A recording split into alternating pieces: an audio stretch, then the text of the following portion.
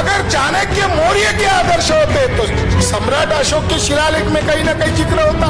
मौर्य की लिपि पाली है, चाणक्य का फर्जी जो काव्य है जो है साम षड्यंत्रकारी वो संस्कृत में है। मौर्य ने न्याय समता समानता पर आधारित मैसेज दिया है अपने अभिलेखों में। कहीं पर भी वर्ण व्यवस्था का समर्थन नहीं किया, कहीं पर भी उच्च नीचता का समर्थन नहीं किया।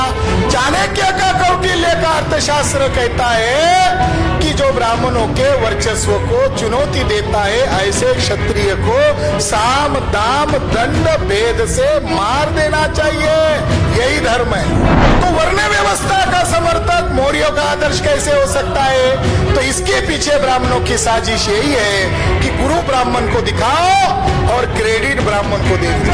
अगर ब्राह्मण लोग ब्राह्मण के बच्चों को चाणक्य या कौटिल्य नाम नहीं देते हैं, क्यों नहीं देते?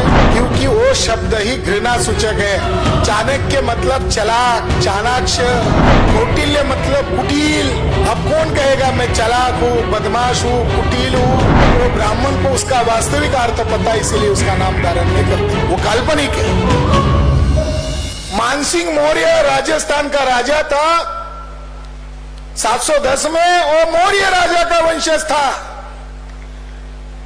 उसने अपनी बहन का लड़के को राजा वारिस बनाया, उसका नाम था बप्पा रावल।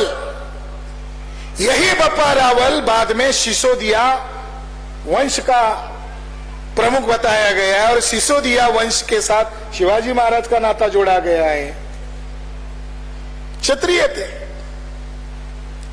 मगर ब्राह्मणों ने नाटक में हद कर दिया। आगे क्या कर दिया कि नंद की एक मुरा नामक दासी थी, वेश्या थी, हद हो गई नाटक वालों ने। और उन नाटक को ये तथाकथित हिस्टोरियन ने हिस्ट्री मान लिया और ये चंद्रगुप्त मौर्य को शूद्र ही नहीं कहा, एक दासी पुत्र का, एक वेश्या की या उनकी जो महिला है उसका पुत्र बताया, नाजायज जायज जो भी पुत्र बताया, अपमान किया, चरित्रानन किया। और फिर एक फ्रेज बनाई गई जो आज भी बोली जाती है, शिवाजी महाराज के समय में बोली गई थी। जब जब क्षत्रिय ब्राह्मणों को चुनौती देता रहा, उन क्रांतिकारी क्षत्रिय को दोहराते गए, नंद अंतम क्षत्रिय अंतम। नंद की हत्या चंद्रगुप्त मौर्य ने किया और चंद्रगुप्त मौर्य मुरा नामक दासी का पुत्र था, यानी शूद्र था। एक शूद्र ने एक क्षत्रिय को मार दिया। दो तीर कर कल्पना से दो साध्य हासिल कर लिए। क्षत्रिय मौर्य घराने को, वो शाक्य वंशीय है, मौर्य लोग शाक्य वंशीय है, शाक्य क्षत्रिय है, उनको शूद्र कहकर अपमानित किया, उनका चरित्रानन किया। और नंद क्षत्रिय राजा था, उसका भी अंत कर दिया। जो जो कोई क्षत्रिय राजा जिस समय ब्राह्मणों को चुनौती देने का काम किया, ब्राह्मणों ने यही फ्रेज बताई, नंद अंतम क्षत्रिय अंतम। साथियों, नंद की हत्या मौर्य के द्वारा कराना इरिलेवेंस है, अनहिस्टोरिकल है। मौर्य और नंद का कोई लड़ाई नहीं हुआ है, मगर इतिहास का प्राचीन भारत का पहला पन्ना ही मौर्यों को चरित्रहनन करके काल्पनिक चाणक्य को थोप दिया। अभी एक बड़े हिस्टोरियन आए हैं और उन्होंने दावा किया है, वर्ल्ड के इंडोलॉजिस्ट है, आर्कोलॉजिस्ट है, और उन्होंने दावा किया है कि चाणक्य काल्पनिक है। अगर चाणक्य मौर्य के आदर्श होते तो सम्राट अशोक के शिलालेख में कहीं ना कहीं जिक्र होता, चाणक्य का कहीं जिक्र नहीं है। मौर्य की लिपि पाली है, चाणक्य का फर्जी जो काव्य है जो है साम षड्यंत्रकारी वो संस्कृत में है।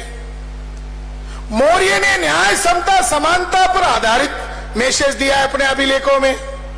कहीं पर भी वर्ण व्यवस्था का समर्थन नहीं किया, कहीं पर भी उच्च नीचता का समर्थन नहीं किया। चाणक्य का कौटिल्य का अर्थशास्त्र कहता है कि जो ब्राह्मणों के वर्चस्व को चुनौती देता है ऐसे क्षत्रिय को साम दाम दंड भेद से मार देना चाहिए, यही धर्म है। तो वर्ण व्यवस्था का समर्थक मौर्यों का आदर्श कैसे हो सकता है? तो इसके पीछे ब्राह्मणों की साजिश यही है कि गुरु ब्राह्मण को दिखाओ और क्रेडिट ब्राह्मण को दे दो। तो इस आधार पर वो काल्पनिक है।